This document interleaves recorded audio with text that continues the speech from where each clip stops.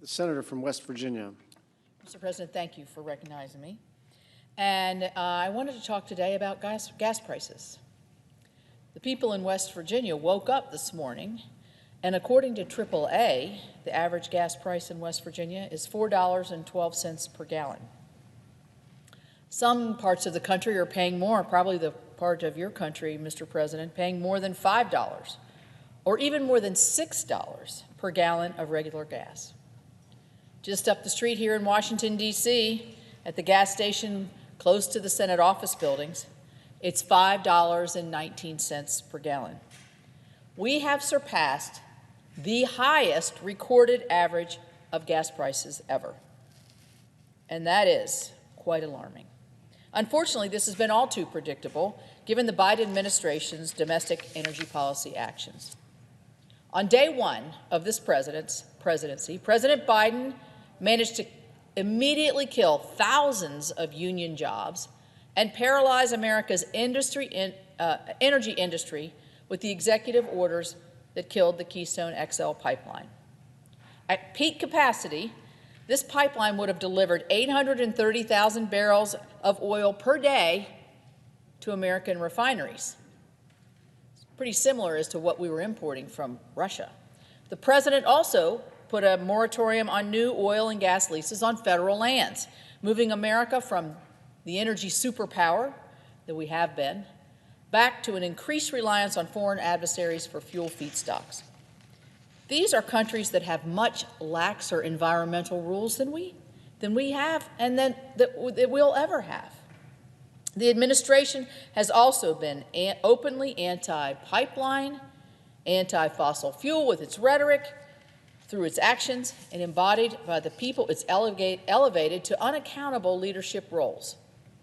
Two by name, Gina McCarthy and John Kerry. This administration has instituted regulatory uncertainty at a time of record inflation. The administration wants to make a new definition of WOTUS, which is a rule otherwise known as Waters of the U.S., to regulate every pond and ditch, even on private lands all across the country.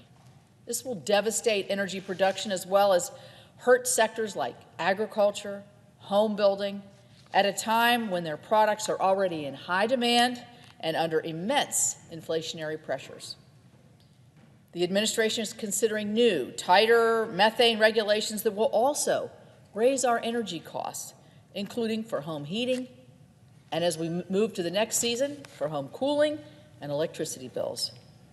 It's revising the NEPA process, undoing the streamlining that was done during the Trump administration. NEPA touches almost every single infrastructure package in our country. Think about it, we just passed an enormous infrastructure package.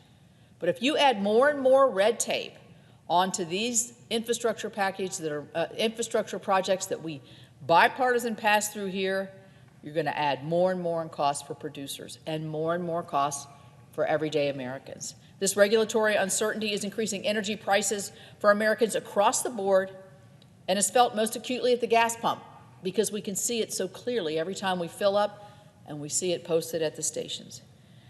And you have an energy department that is slow-walking the build-out of LNG export terminals, which means we can't export much-needed energy to our allies as efficiently as we could be.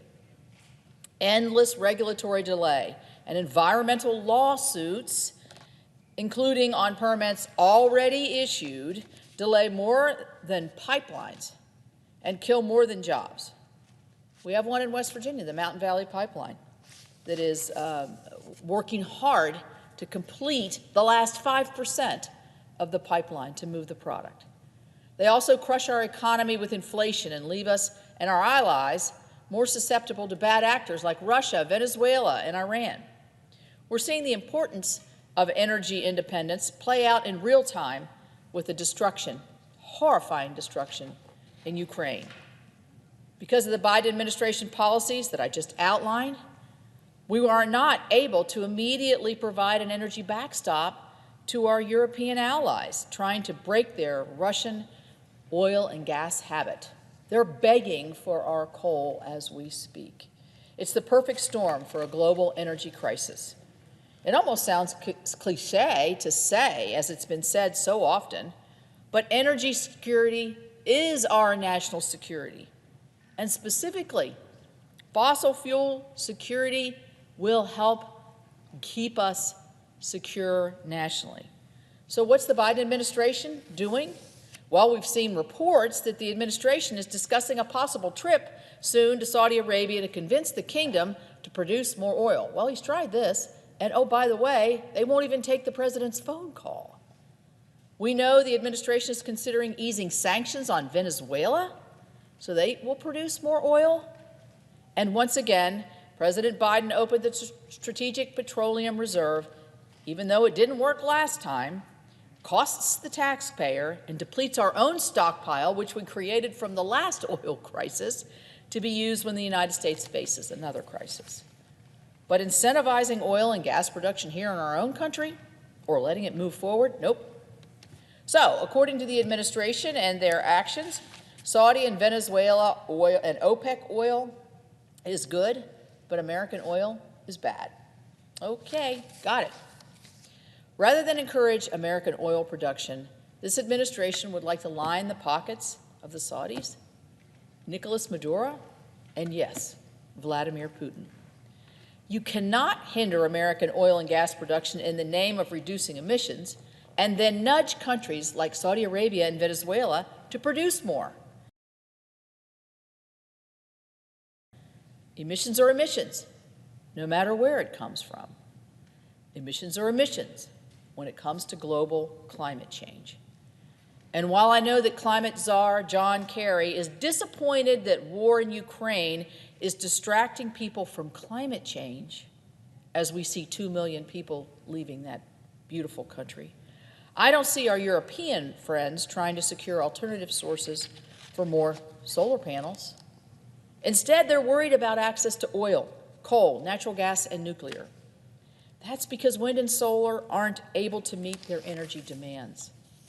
And sadly, with the energy decisions the Biden administration has made, American fuel won't be there to meet their needs either. We just don't have the physical infrastructure in place to export.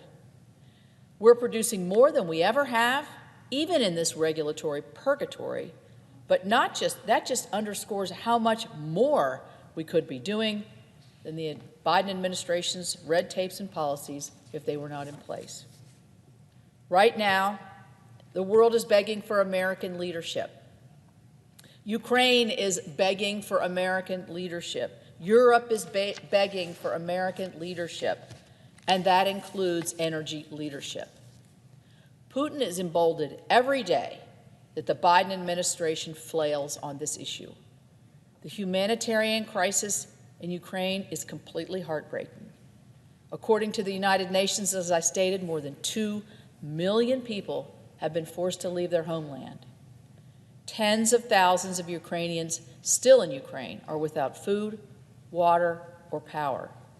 We've seen the haunting images of the bombings of schools, apartments, and hospitals, including, sadly and just horrifyingly, a maternity hospital just yesterday.